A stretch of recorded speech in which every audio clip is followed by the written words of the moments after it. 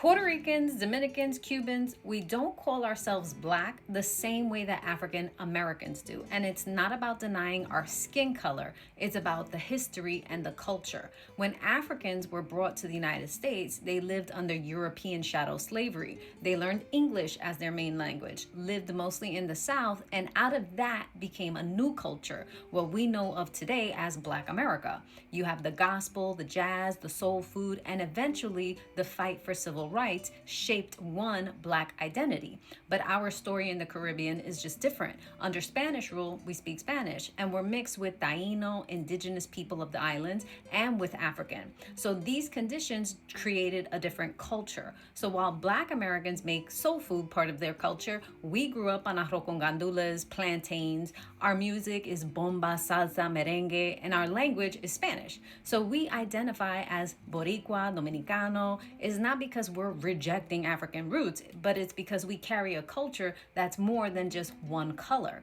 Another key detail most people don't know is that after the Spanish-American War in 1898, the U.S. took Puerto Rico from Spain.